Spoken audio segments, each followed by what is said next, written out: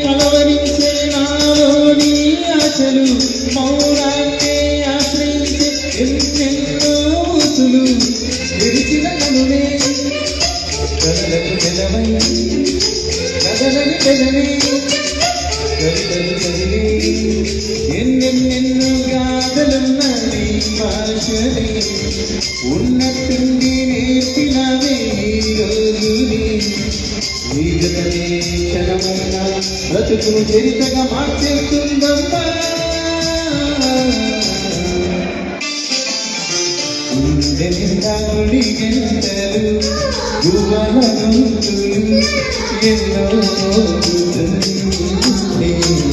కళ్ళ నిండా సంక్రాంతులు